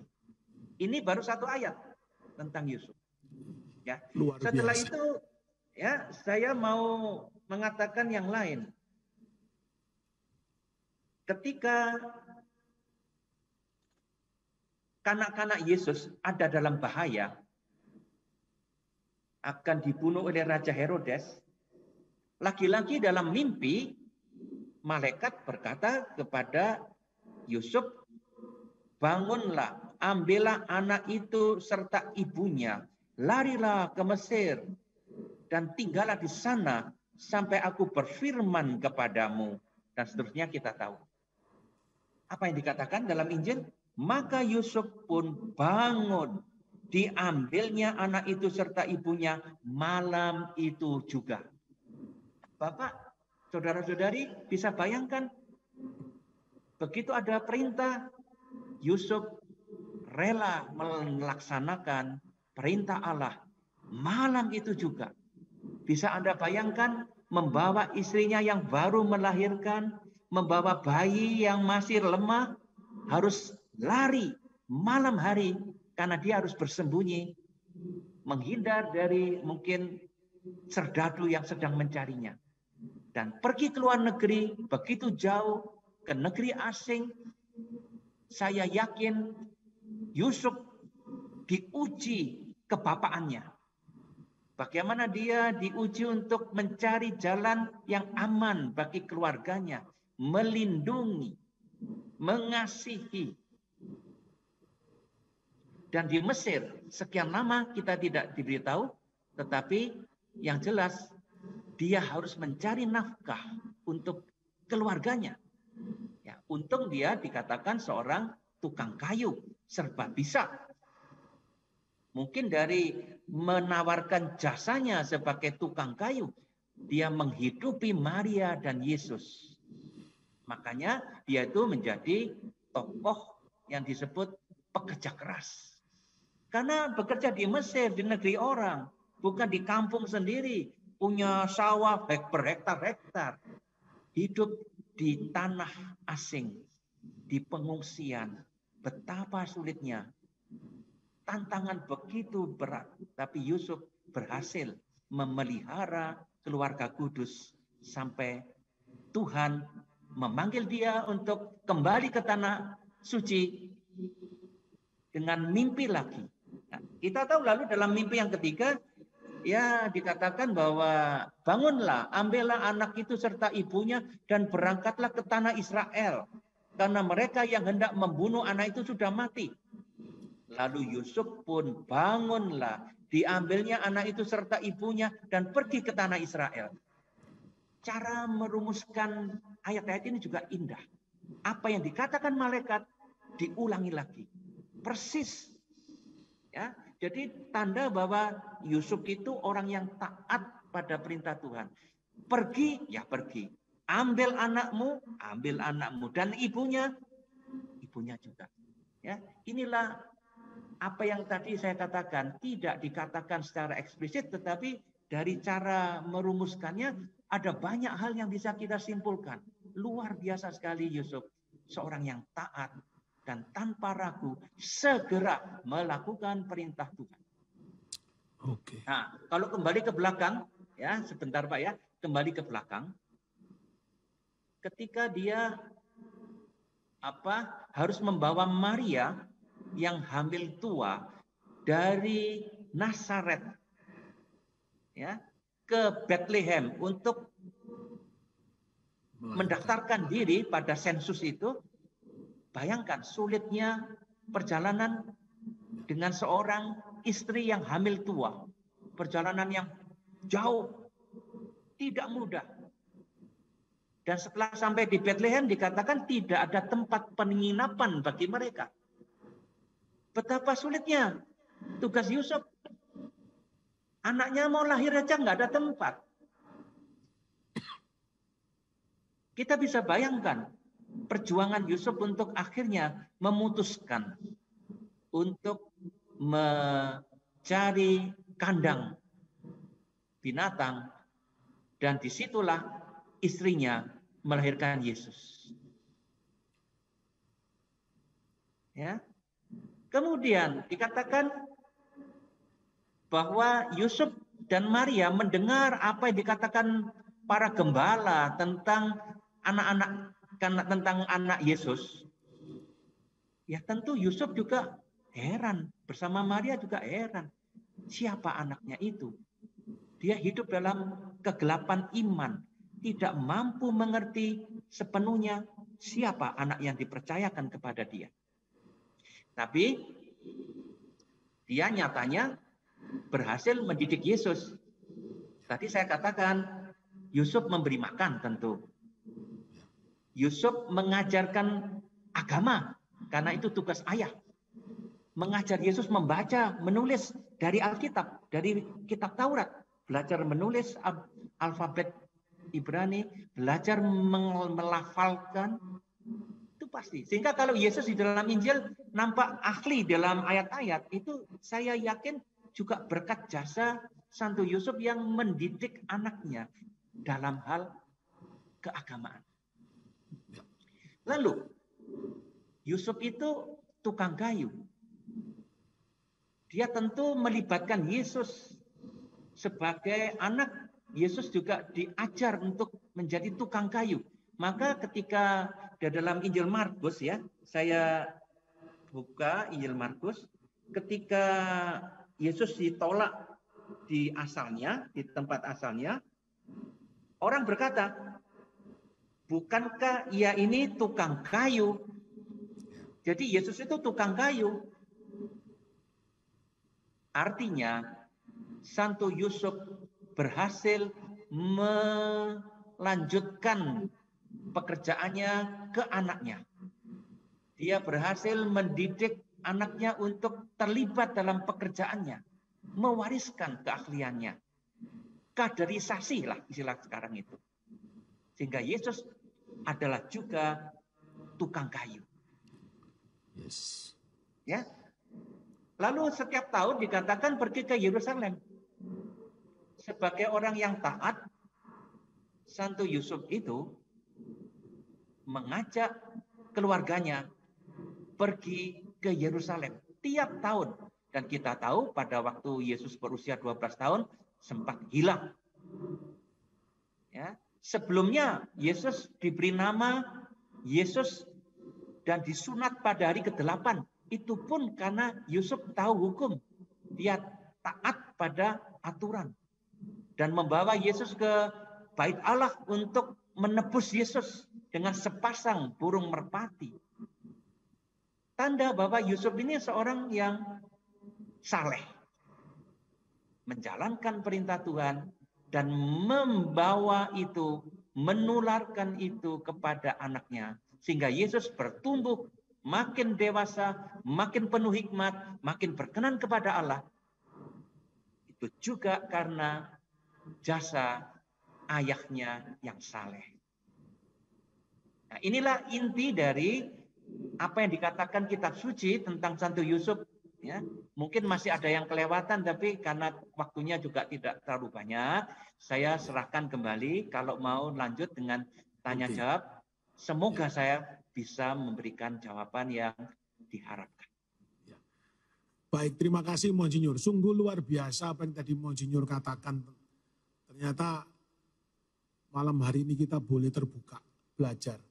Meskipun memang tidak banyak tertulis mengenai kehidupan pribadi dari Santo Yusuf sebagai papa dari Yesus sendiri, sebagai suami dari Bunda Maria sendiri. Ternyata apa yang tadi Monsinyur jelaskan kepada kami semua, malam hari ini kita bisa menangkap, kami bisa menangkap bahwa ternyata Santo Yusuf itu bukan pria sembarangan.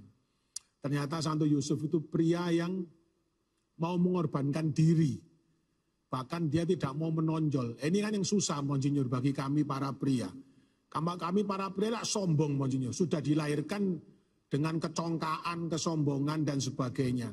Sedangkan Santo Yusuf memberikan teladan yang sebaliknya. Nah, mengenai surat apostolik dari Bapak Paus di dalam Patrikordi sendiri. Inti dari surat apostolik Bapak Paus itu sebenarnya apa, Monsinyur? Mengajak kami, terutama para pria ini untuk apa? Karena kan ada tadi Monsinyur di depan mengatakan ada sebuah keprihatinan dari Bapak Paus mengenai situasi dunia saat ini. Di mana banyak keluarga ini kehilangan figur seorang bapak.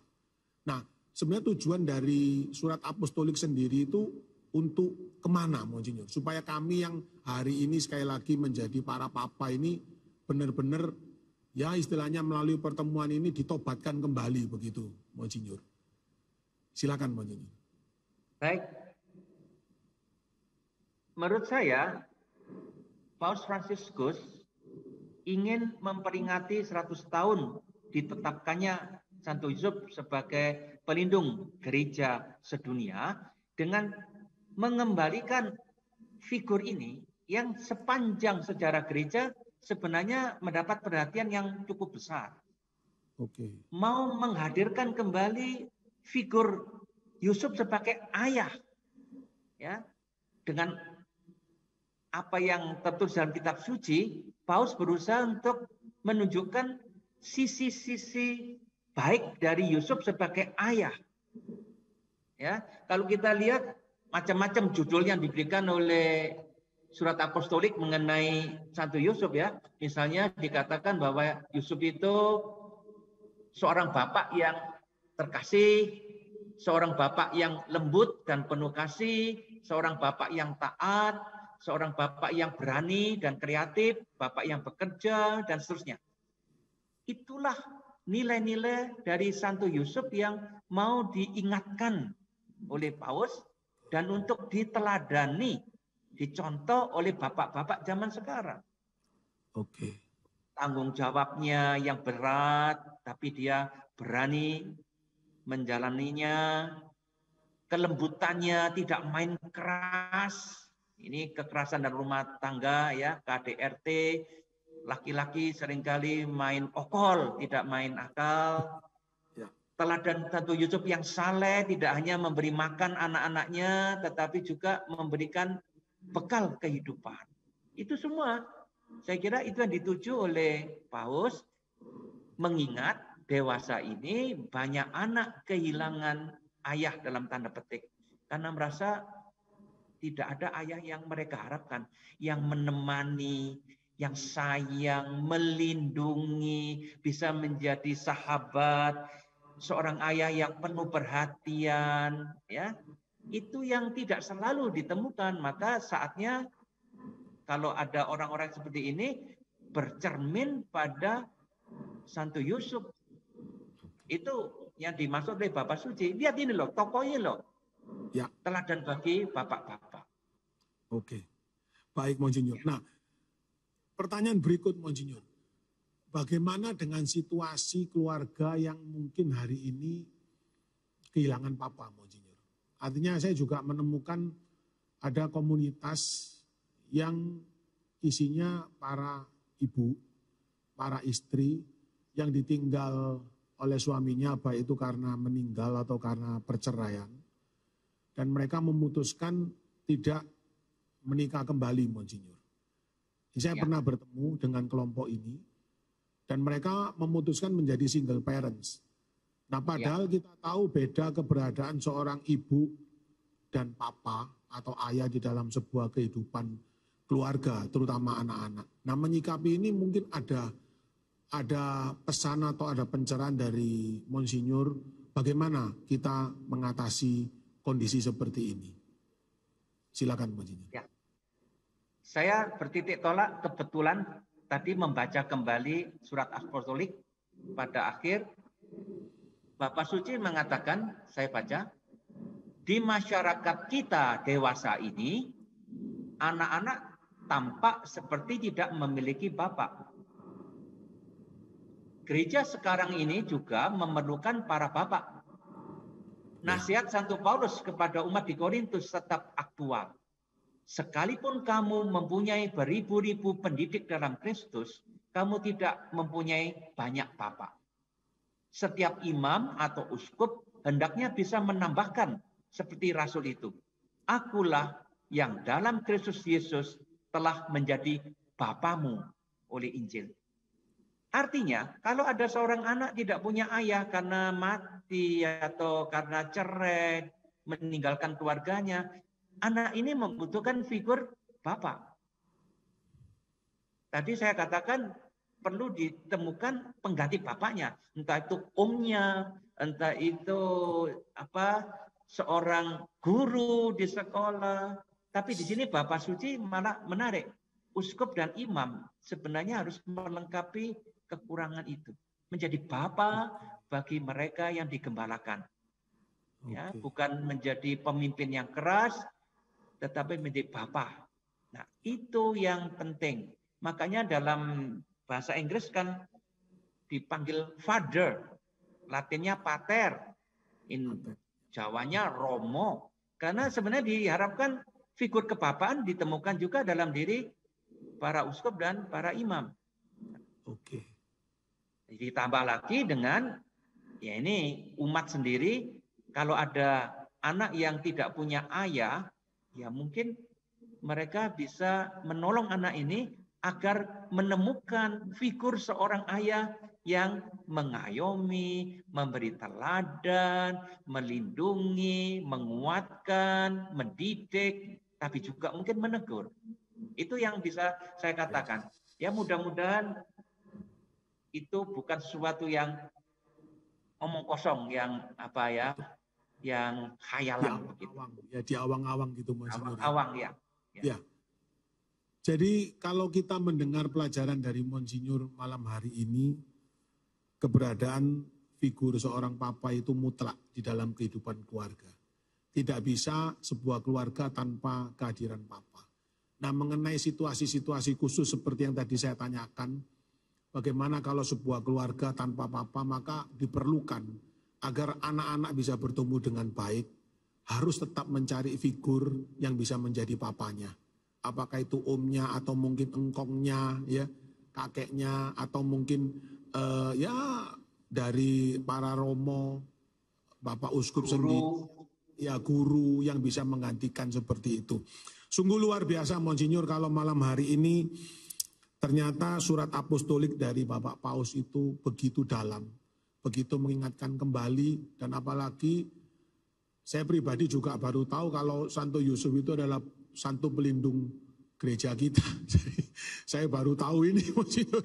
Saya sebelumnya nggak pernah tahu kalau ternyata wow, Santo Yusuf yang begitu pendiam malah dijadikan santo pelindung bagi gereja Katolik. Sungguh berbahagia saudaraku, kita malam hari ini bisa bertemu dengan Monsinyur Pitt yang telah mengajar begitu dalam. Mengajar bagaimana pentingnya peran atau keberadaan seorang yang namanya papa di dalam kehidupan keluarga. Maka apapun yang Anda hadapi hari ini saudaraku, figur ini jangan sampai hilang. Karena Anda dan saya punya tanggung jawab yang sama terhadap kehidupan anak-anak kita, generasi-generasi berikut yang dipercayakan Tuhan dalam hidup kita. Maka sekali lagi, terima kasih banyak Monsinyur Pitt atas pencerahannya, atas pengajarannya, juga terima kasih banyak ke Juns sama Ai yang telah begitu luar biasa menceritakan kepada setiap kita yang mau melihat acara ini. Boleh saya ambil sebuah resume dari apa yang Monsinyur sampaikan, bahwa ternyata seorang papa sejati itu adalah papa yang ya harus tanggung jawab, harus berani memikul tanggung jawab untuk memelihara keluarganya, menafkahi keluarganya, dan kemudian papa sejati atau pria sejati itu yang rela berkorban, yang tidak kemudian mau menang sendiri, yang mau bahkan mengorbankan harga dirinya. Tadi Monsinyur sudah mengajar kepada setiap saudara dan saya, seperti yang dilakukan Santo Yusuf. Dia tidak komplain sama Maria, sama Bunda Maria. Dia dipanggil nomor 2, nomor 3, he doesn't care gitu ya. Jadi artinya dia tidak peduli dengan yang namanya pengakuan atau aktualisasi diri. Dan kemudian seorang pria sejati itu menerima tugas dari Allah sepenuh hati.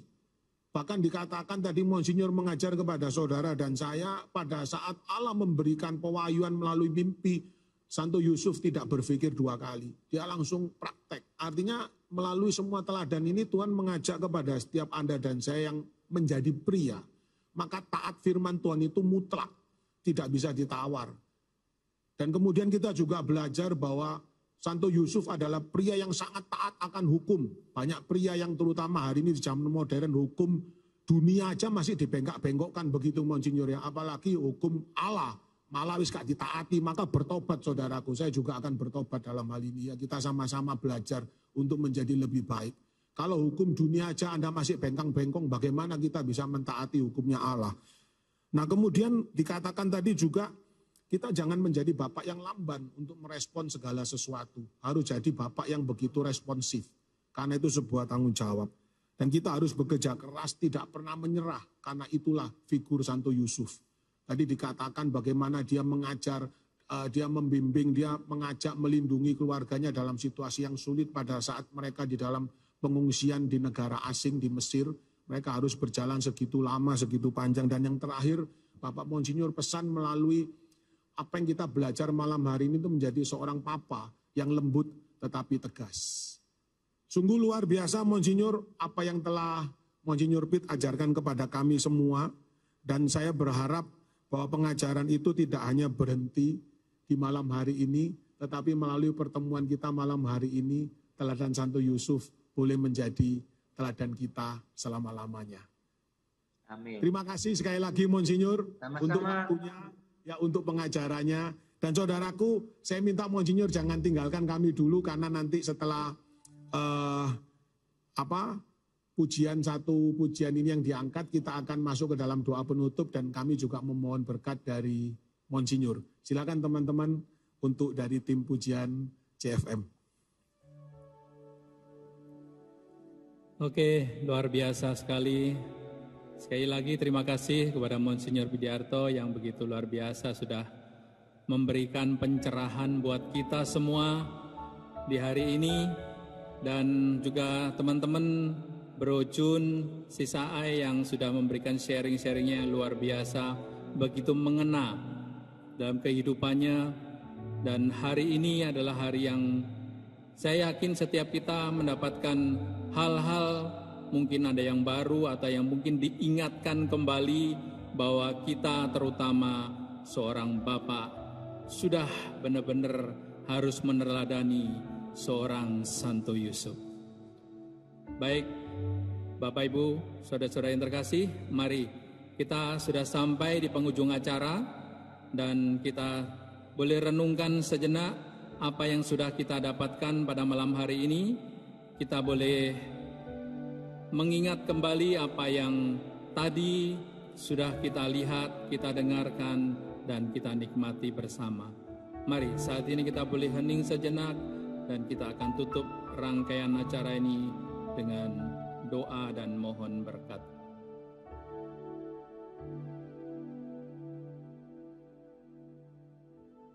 Bapa di dalam surga, sungguh kami bersyukur Bapa jika malam hari ini begitu indahnya kami dapatkan waktu-waktu yang sudah Kau siapkan, Kau sediakan buat kami pada malam hari ini. Sungguh pengajaran dan mengingatkan kembali kami bagaimana keluarga kami boleh meneladani, terutama kami seorang bapa meneladani seorang Santo Yusuf. Terima kasih Bapa atas waktu-waktu yang sudah tersedia. Ini adalah waktu yang begitu indah dan kami percaya setiap kami boleh mendapatkan berkat-berkat dari Engkau apapun bentuknya Bapa. Sekali lagi kami mengucap terima kasih dan semoga apa yang kami dapatkan benar-benar boleh kami lakukan dalam kehidupan kami sehari-hari. Seluruh harapan, doa dan rasa syukur kami naikkan di dalam satu nama yang kudus Tuhan kami Yesus Kristus.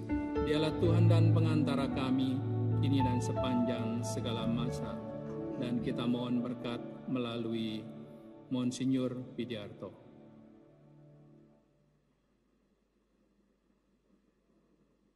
Semoga saudara sekalian dan keluarga dimanapun mereka saat ini berada, terutama Anda, para bapak, keluarga yang mendapat tugas menjadi ayah bagi anak-anak yang dipercayakan kepada Anda, selalu dilindungi, dibimbing, dan diberkati oleh Allah yang Maha Kuasa, Bapa dan Putra dan Roh Kudus. Amin. Terima kasih Monsinyur. Tuhan memberkati Monsinyur. Terima kasih. Sampai ketemu saudaraku.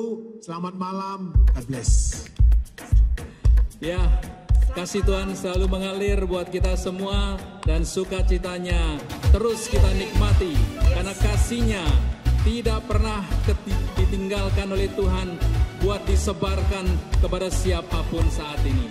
Mari saat ini kita mau bersukacita sebagai penutup.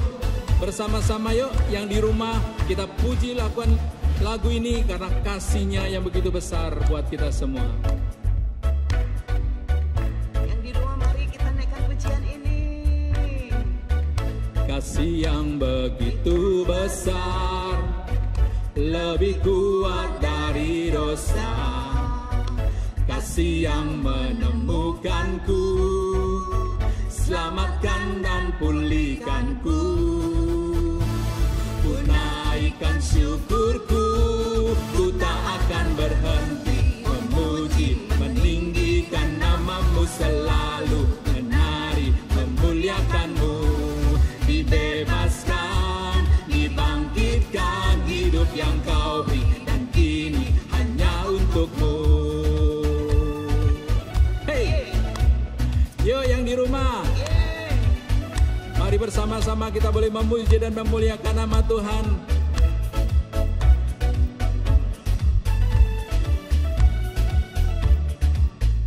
Kasih yang begitu besar lebih kuat dari dosa. Hey. Kasih yang menemukanku, selamatkan dan pulihkanku. Ku naikkan syukurku, ku tak akan berhenti memuji, meninggikan nama-Mu selalu, menari, memuliakan-Mu, dibebaskan, dibangkitkan, hidup yang Kau beri, dan kini hanya untuk-Mu.